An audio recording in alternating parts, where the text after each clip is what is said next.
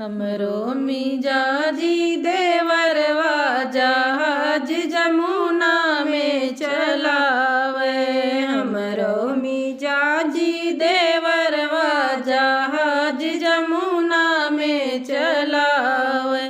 घर के जेवनावन के मनहु न भावे। घर के जेवनावन के मनही न भावे। मनही न भावे हो मनही न भावे। मनही न भावे हो मनही न भावे। बाहर होटल खोलावे जहाज जमुना में चलावे। बाहर होटल खोलावे जहाज जमुना में चलावे। हमरो मिजाजी देवरवा जहाज जमुना में चलावे।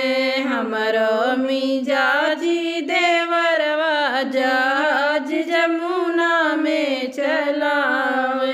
घर के गेड़ुआवन के मनही न भावे। घर के गेड़ुआवन के मनही न भावे। मनही न भावे ओ मनही न भावे।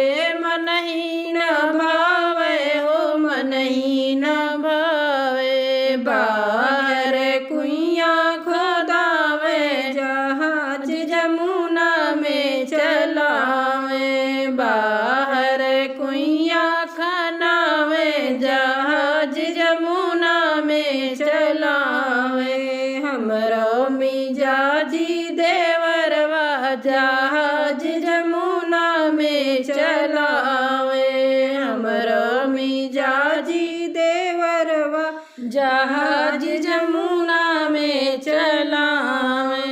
घर के बीरवावन के मनही न भावे। घर के बीरवावन के मनहु न भावे। मनहु न भावे हो मनहु न भावे। मनहु न भावे हो मनहु न भावे। बाहर बरैन बसावे जहाज जमुना में चलावे। बाहर बरैन बसावे जहाज जमुना में चलावे। हमरो मिजाजी देवरवा जहाज जमुना में चलावे।